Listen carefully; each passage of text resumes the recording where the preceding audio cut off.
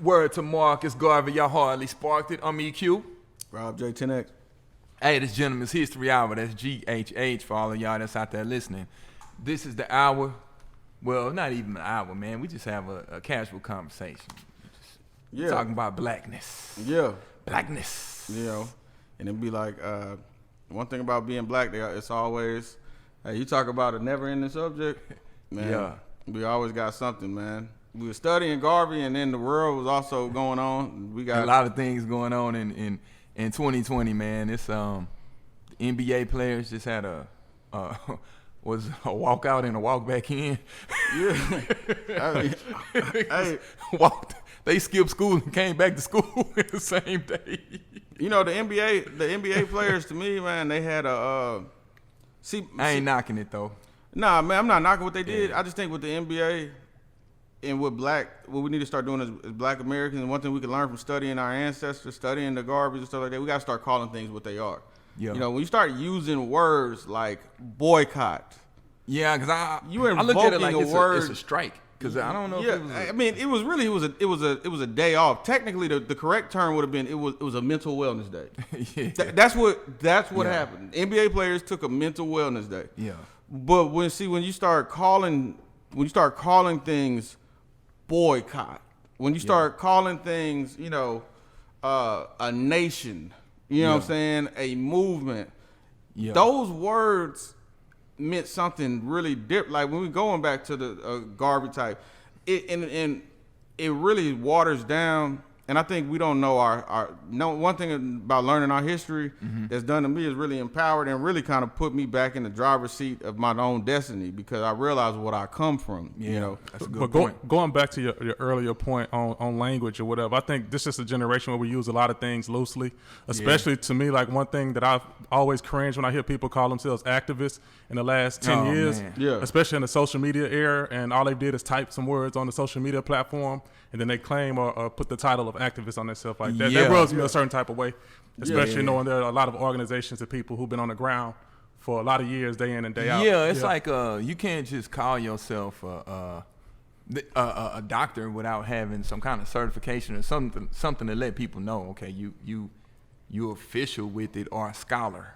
Yeah, I would never call myself a scholar. You know what I'm saying? I might have just on some, you know, ego talking stuff, you know, rapping might, but like to really sit and say I'm a scholar, you know, because that means something. You know, I don't even really know what intellectual means, like enough to really try to say that I'm one. You know, like, you know, main thing I refer to myself more than anything else is a student. That's the only thing that I'm fully qualified. You know, student of the universe, man. Yeah, but like when people start using these terms, using these things, where it's like, man, we should just like, we don't have to sauce everything up. And it's weird because like we do the opposite of what like kind of like ancestors did. Like ancestors, they basically kind of like they unsauced stuff. They had real things, you know, and made it seem like meat. It was power behind the words, because in 2020 we're saying Black Lives Matter. And Marcus Garvey was born in the 1800s, and then he came to prominence in the early 20th century.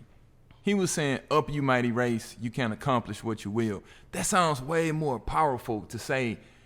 I mean, like, you can use that in any time. Up you mighty race, you can accomplish what you will. Just to hear that, it's empowering. When you hear Black Lives Matter, it just don't have the same oomph. When Stokely Carmichael said Black Power, and everybody was like, Black Power, Black Power, it had a strength to it. Black Lives Matter just, I don't know, just to me, it just seems like I'm not empowered. I'm asking for permission for something. Like, you know, it's interesting you say that, because I'm trying to just listen as almost hypothetically, if we were at a meeting and that was the call. When you said, now I didn't fully comprehend the first one with Marcus Garvey, so let's come back to that. But just go to Black Power. If we were at a meeting and there was a call like, hey, we're gonna do this, it's Black Power. That's almost like, I feel like that's an action word. Yeah. Like if I hear Black Power, that makes me want to go act on something. When I hearing Black Lives Matter, it's a defense word. It's a be careful. Make sure that, you know, my hands are at 10 and 2 when I'm driving. Yeah. Like, it's more like Black Lives Matter. it's more like my destiny isn't in my hands because I'm trying to convince someone else that my life, that I matter. Yeah, that I matter. Black power is like ownership. Like I'm powerful, Yeah. And I never really thought about that. Like, but what did you say to Garvey? Well, with Garvey, he just said, "Up, you mighty race. You can accomplish what you will." So what do you say? Up, you mighty race. Like mighty? Get up, you mighty race. You mighty race. Okay, I thought you were saying like up, you might erase. No, up, you mighty race. Okay, up, you mighty race. Okay, you can accomplish what you will. Okay, it's like if I tell my son that up you mighty son, you can accomplish what you will.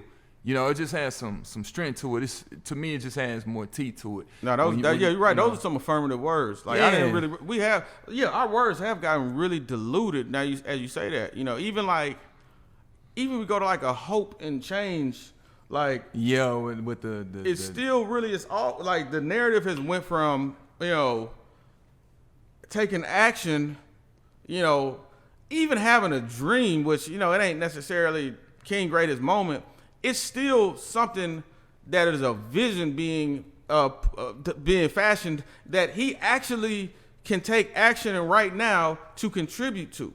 Like everything they're talking about is things that they can actually, kind of control their role of doing things. Now we're talking about, even if going back to, which I ain't got nothing against Obama, I voted for Obama, but even hope and change.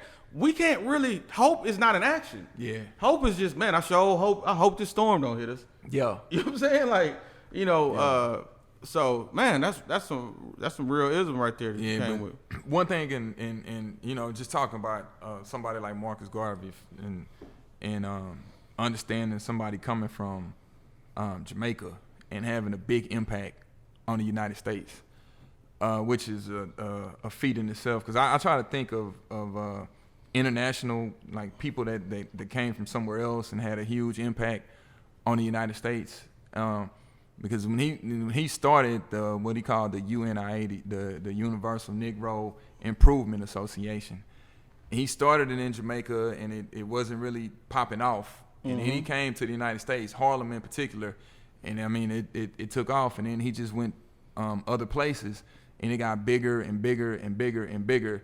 And then just thinking about the start of something, the time period that you have it when you're at your highest high as a leader, and then you at your lowest low. At your highest high, you got thousands of people. You filling up Madison Square Garden. You got a sense of black pride. You're telling people, you saying, up, you mighty race, you can accomplish what you will. You gave us the liberation flag, the red, black, and green. That came from your imagination. Wow. You had that you designed that flag, the red, the black, and the green.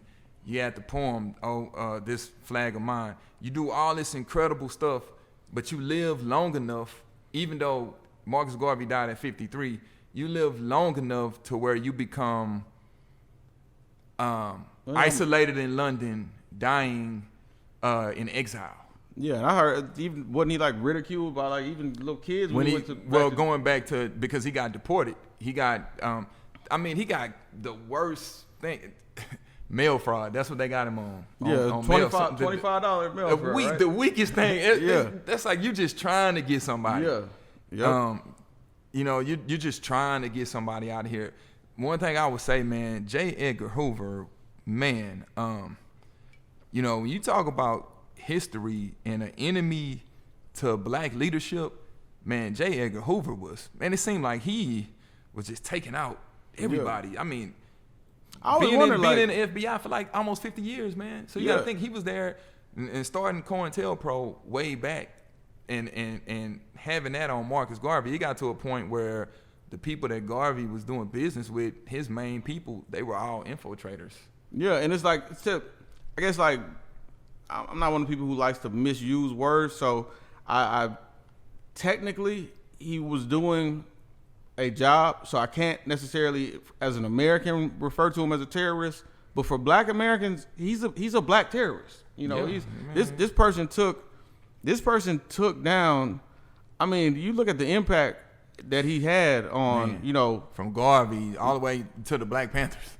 So your span of he took out. He really if we were talking about like on some who got the most bodies, like that dude.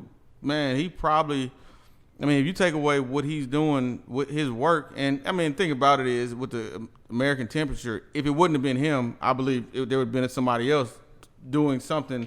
Maybe not with the tenacity of him, but I don't think like if it wasn't for him, there would have been a moderate person who was at the FBI that understood the value, But think about this is just something that popped in my head. When you talk about J. Edgar Hoover and you talk about the work that it takes to even have a file on somebody like Martin Luther King, and it's like, okay, why you got a file on Martin Luther King? Yeah. Then you got a file on Malcolm X. You got a file on Marcus Garvey. Marcus Garvey, early 20th century, and you develop a file, and then you got all these other black leaders that's going against Marcus Garvey.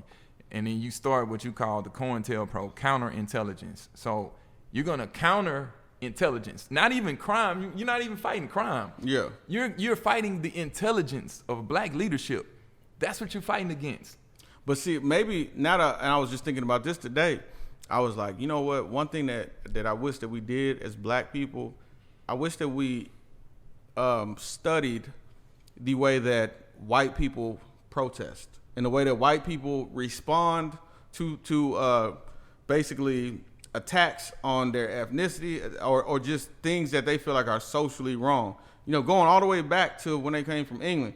And I think we would see, or Europe, or wherever they came from, I think we would see a blueprint of activity that is totally different from what we be on. And I think a lot of their protesting was fighting with violence. And I think like maybe with Hoover, just, and I may be giving him too much credit, but maybe he saw a vision even bigger than what Garvey saw. Maybe he really knew that, like, this is a real nation builder right here in a way that maybe we didn't even know. Well, they didn't want to build their whole purpose when he started the FBI was to prevent what they termed a black messiah. Oh, they did a good job of that. They mission accomplished. I got to say that they won. And then you look at, like I said, somebody like Marcus Garvey coming from Jamaica, starting what he started, building it up, and his whole goal was to get to Pan-Africanism. Black people, Africans in Africa, united all under one umbrella. Hey, if y'all don't want to be here, we'll get out of y'all way. So Marcus Garvey is the creator of that term, Pan-Africanism? Yeah, he gets some credit in that arena. And Pan-Africanism, that's just us being united, Africans in America, Africans in Africa, on the continent of Africa. So there's all of us being when you say one? you're Pan-African, yeah, we're all okay. one. All right, Yeah. so Pan Africans, just means as a prefix, just all, basically? Yeah, all. Okay, all right. Yeah, it's just all. So, and then the other thing, and looking at somebody like Marcus Garvey, you say, okay, you came from Jamaica, you come to the United States, you start the UNIA, you develop this. I mean, it becomes big. You got parades down Harlem. You have businesses that succeeded and failed. Yeah. At the same time, you start having you put out the Black Star Line, which never really materialized the way you wanted to. You wanted to instill this sense of black pride. You wanted black dogs. You wanted black, when they say for us, by us, Garvey was on that. He was like, hey, it's going to be for us. And his OG was Booker T. Washington. So he was reading Up From Slavery and being inspired by that. That was one of the things that he was trying to build a Tuskegee out in Jamaica. Okay. And then, just being inspired by what Booker T did with Tuskegee. And then he came to the United States, and he and Booker T were exchanging letters with each other, but they never got to meet. Booker T died before they ever got to meet face to face. But he was inspired by that. Okay. And a lot of times what happens is somebody's inspired and then they build it bigger. Yeah. And then he put his thing on it. And so, his was, Pan-Africanism. And the irony is he never set foot in Africa. Wow. Marcus Garvey did not set foot in Africa. Before he died, he was never able to step foot on the continent of Africa. But when I think about one of the things, and I think I was talking to a brother who was saying like Marcus Garvey is a true inventor of crowdfunding, or the way he was able to raise funds, or the way he with his organization, people were donating, and he was creating those businesses. And with the Black Star Line, he was making it public trading, like on the stock market. But when his businesses started failing, he was just stuck with stock It wasn't worth nothing. Yeah, it wasn't worth anything. But just to have that foresight. Yeah. So how? Like, I always wonder, and I just kind of look at a lot of people like sometimes the dichotomy in character where it's like how could somebody so brilliant in one area, maybe kind of fall victim to. It was some over ambition. Okay. You're overly ambitious, and then you got to have the right people in place. And one thing I'll say from learning during those times is you didn't really have that much of a blueprint, so you are the person that's doing it. So you're learning, right there in real time. You don't have anything to go, like now we can go back and say, okay, what were the pros and cons of what this person did? Yeah. Now, if they didn't have that, they were experiencing those pros and cons in real time. I feel that. And that's what gives us our blueprint, because they didn't have a blueprint. They created the blueprint. That's real. For Man, us. that make a lot of sense, and I think the thing I like about Garvey from, what I've been learning is he almost always had like another chapter in his book. He had another feather in his hat. Like when he goes to jail and like the movement is worried about what happened to him, and he just drops a song. Oh yeah. I was like, man, just drop a song for the streets real quick. He did. to let him know I'm good. That's like most random. It's like he had like he was singing. Yeah, man. But I just like to me, it just seemed like just when people talk about that heart of a champion that never quit. It just seemed like he had that spirit of always having something to come back with. And now we in this time, especially approaching this election and things, I think about how he was able to get out of jail. And one of the reasons he got out of jail was because there was an election coming up. And, he was having some failing health issues. And, these people did not want a Marcus Garvey dying in jail because they knew they could affect. And that's one of my issues. Like, I've been very outspoken against, black people who are blindly supporting Biden. And my issue is not about Biden or about Trump. I feel like as black people, we're more powerful when our allegiance is to whoever is serving us best at the time. And I think, like, if we say, okay, we'll go Republican. Hey, if you give us this, we'll go Republican. We don't really we don't have no allegiance. To me, that's when people have to make decisions that truly have you in mind. And you look at the Garvey, even though blacks were primarily Republican at that time, they weren't blindly Republican at that time. Yeah, and it was leverage. Yeah, exactly. The collective of the community and all of those people, you have that leverage to say, hey, now this is what if we're gonna all collectively vote for you, what are you gonna give us in return? Because now we have leverage. Now we're telling you, okay, I can mobilize the people, I can organize the people, and have the influence. So now my influence, my leverage is in my influence, is what I can do to influence. But then what I respect about Garvey is a dark-skinned brother coming from Jamaica during the time when you look at the leadership of like the Booker T's, and then he had some real-time beef with W.E.B. Du Bois. Okay. And him coming in and, it was a lot of the mulatto type stuff that was high in leadership. And Marcus was flexing, man. Marcus was, he had the voice of the streets, man. That's just, hey, man, that's what it was. He was charismatic enough to reach just the street Harlem dude. W.E.B. Du Bois he didn't have that skill to reach. And then when massacres and stuff was going on, W.E.B. was coming from the intellectual level. Garvey was like, nah, I'm tired of talking. If they're not gonna give us what we want, let's leave. We'll, hey, we don't have to ask for anything. We'll get out of your way. We'll leave. And then he did some controversial things at that time, meeting with the Grand Wizard of the KKK, and saying, hey. So what was his? What was he? His stance was, okay, we don't have to be here. So was he saying like he wanted the KKK like help us get out of your way, to get to Africa, or like what's the point? No, it was just more so that, almost like saying, hey, it was almost if you're gonna say, hey, leave my people alone because you don't want us here, we don't want to be here. Okay. We can meet eye to eye on that level. Okay. You don't want us here, we don't have to be here. Okay. And our goal is to leave. All right. But during that time, you had other people in leadership like a W.E.B. Du Bois. It's like, no, that's because you got to think. Then the NAACP was being started at that time, and then they had beef with Garvey because Garvey did criticize leadership when he came to America. That was one of his things. Even in Jamaica, he kind of critiqued the leadership. That was kind of how he was kind of getting on. It's crazy because he was. I was reading up on how like when his first speech that he was how nervous he was. Yeah, he didn't really. And he went and watched a minister or someone that was very charismatic, and he studied that, and then he got better and better. I always have enjoyed hearing like.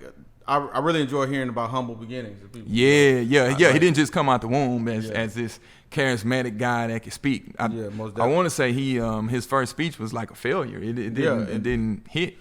From what I was listening to, it sounded like an obvious failure. And I just, a side note, man, I met a bodybuilder like 2 weeks ago, and who started out with like her goal was to do a pull up. That was like her whole goal in the gym, and then that turned into like that. And I just love hearing those stories. But one thing about Garvey, like, and I think the hip hop culture and the influence that we have in some of these connections is kind of funny to me because in Tupac we talking about busted shot me 5 times, real niggas don't die. And like Garvey got shot. You know what I'm saying?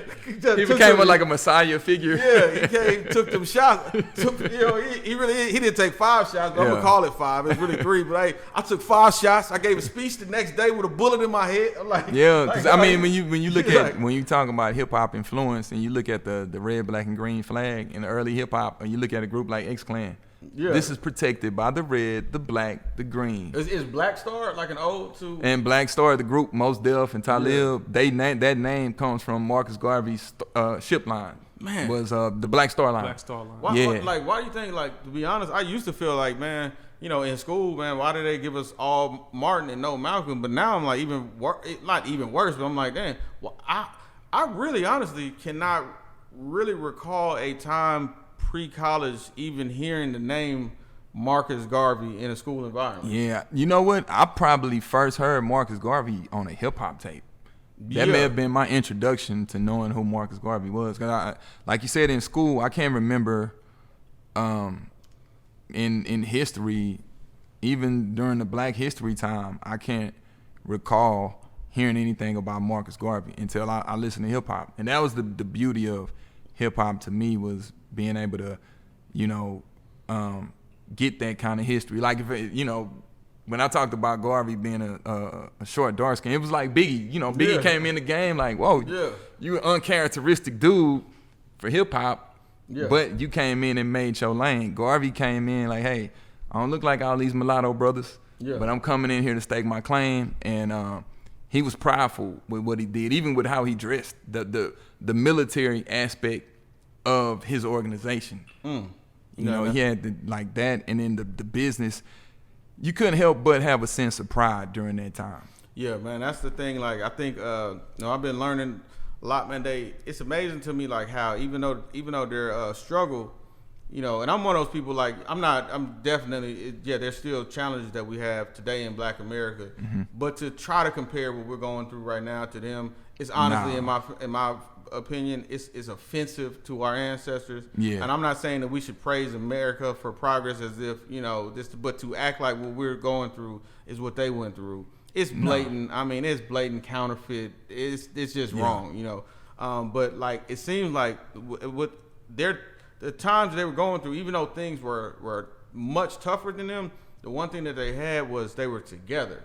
And maybe because of the challenges, they didn't have the options to, I live here, you live in Pearland, you go there, and they had just a higher level of pride and appreciation for each other back then, Yeah, and it wasn't as many distractions as we have now. 'Cause you gotta think, Marcus Mosiah Garvey. Yeah, that's his man. That's his name, Marcus. Hey.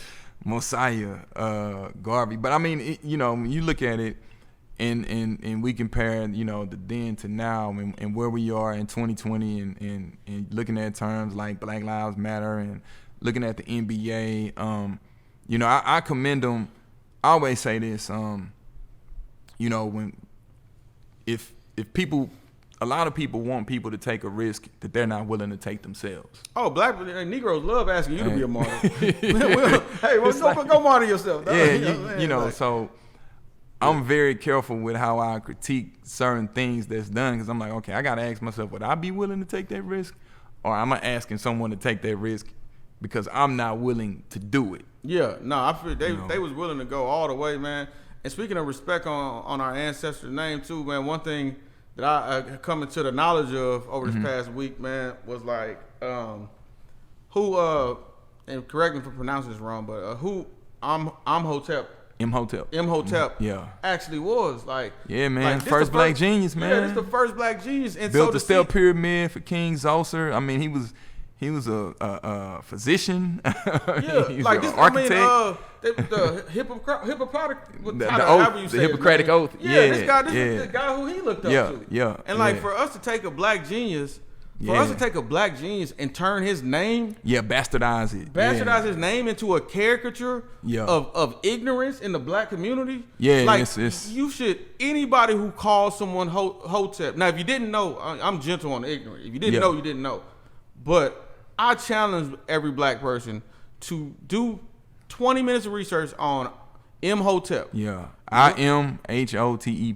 Yeah, exactly. And learn the brilliance of this brother. Yeah. And if after you come into the knowledge of who Imhotep was, you still use the term Hotep, then hey, shame on you. Yeah, you know, it's one thing to use it, but to use it as an insult. Insult. And I understand the premise of it's based on people, you know, hustling culture or using it, you know, using the culture in a derogatory way, but just call somebody just call him a buster, call him a chump, but don't call him a Hotep. Yeah, or fake intellect or something. Yeah, but man, call you're not. Yeah, when you calling them a Hotep, you know, you're not really. And then it's also, you know, a word of peace. A person says Hotep brother, Hotep sister. It's like peace. Yeah. It's just like that's a good. That's a good word. Like that. Like that word has been hijacked. And honestly, man, in my opinion, I wouldn't be surprised if a white person came up with flipping the word to mean. That's just me. But I mean, it's like, to me, honestly, the people that use it, I don't even know if they know who unpopular. I got an unpopular view on the N word. You know, I like saying nigga amongst brothers, amongst my friends, behind closed door. It's a term of endearment. I didn't make it a bad term, so it's not gonna be a bad term in my world. And I wish somebody who wasn't black try to come police my language. So I'm gonna be saying nigga the rest of my life. But Hotep, that's worse. That's the worst word to me. If you want to talk about words that are when you use it to, you're using it to insult someone. Yeah. Like it should be something you would call someone like, man, that kid is a genius. That's a Hotep. That's a Hotep. Yeah. You know what I'm saying? Yeah, that should be something that we really hold pride in. Yeah, it's ignorance, and you know how stuff goes in pop culture and social media, man. When it's just like, you know, people took the word woke and flipped it to make it seem like it's something negative. Like, that's the woke folks over there. But look, we be taking the positive. We take words that originally were in something great and make them negative, but then we don't address the words that actually have negativity in them. Like I didn't learn. I just now came into the knowledge of Malcolm about what Negro actually means. Yeah. And I used to say Negro. Yeah. And I realized, like, damn, you right, Malcolm. But it lets me know that the quote unquote conscious community is not as protected as some of these other communities. That if you insult some of these other communities, they'll come after you heavy and strong. But and when you come into some consciousness and you represent that, you could insult the like I said, the quote unquote conscious community. You call them Hoteps, call them woke, whatever, and you don't feel the repercussions as much. No other ethnicity would let you play with one of their great ancestors. No other religion, no other faith. You couldn't call nobody, look at this Buddha over here, because he's trying to tell you to meditate. Well, you would never be able to use Buddha name that way. You would never be able to use Gandhi's name that way. Now, back in the day, you know, when it was more of a collective, and this is all pre-social media, when people were really outside, you could get universal beatdowns for disrespecting the knowledge like that, especially in the emergence of the Nation of Gods and Earths and the impact it had on hip hop, even in you know, in the prison systems and going in the Muslim community or the Nation of Gods and Earths, and you disrespect that, you cross those lines, you get your ass whooped. But now people have these safe spaces behind these computers where they can just say whatever they want, and they don't have to deal with the repercussions. So they feel like they could just disrespect the ancestors or disrespect. Yeah, well, like, man, you know, and I'm a man of peace and everything like that. You know, I'm not gonna ever say no name, try to embarrass no one publicly. But it was a brother on Facebook. He had called like Farrakhan or something, like a BAN. And I'm like, wow. Like, and it was just like some of these things that I some stuff is just like, it's not, if you feel that way, you know, say that behind closed doors. But man, some things it's like, or if you say that, be willing to deal with the consequences. Yeah. And if you say that, stand by that, and stand by that when you're in that environment.